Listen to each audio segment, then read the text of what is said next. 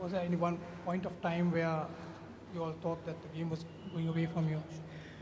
Um, I think the entire time the situations probably dictated how the game was unfolding. I mean, they were going hard up front to try and qualify within that 29 over, so we knew there was an opportunity for us to grab wickets, which we did.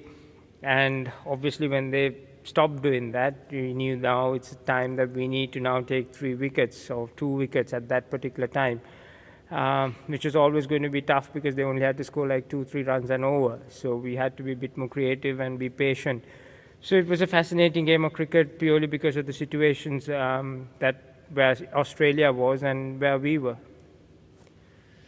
Mahela, you reached 11,000 ODI runs today. So what was the feeling like at reaching another milestone? Well, obviously, in that situation in the middle, I didn't feel anything. Obviously, pleased when that numbers came up, but obviously, I can tonight probably reflect more on that achievement because we won the game as well. So, importantly, the contribution that I made towards the team is much more valuable for me. But quietly, I should be able to reflect on that achievement. How much input do you give Angelo from a captaincy perspective and tactically at this point still? I try not to do too much. Let him, make a lot of calls, but try and help him out in tough situations when I feel that if he's out of sorts or something, because it's important that.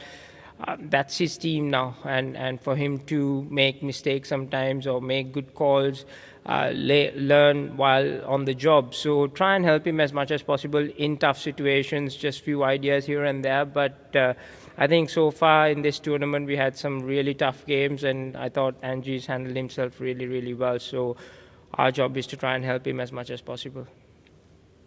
Mahela, looking forward to the semis. You've already played India once in the warm-up. What are the key areas, or what is the key to counter there? I think they're playing some really good cricket, and the batting looks really strong. So those are key areas that we need to focus a bit on. But it's a semi-final. Warm-up games or whatever, it doesn't count right now. It's a big tournament. It's a semi-final. So looking forward to that. Mahela, you've lost 2 World Cup finals, shared a Champions Trophy final with India. You're not sure if you'll be around in 2015. How desperate does this make you to get it right this time?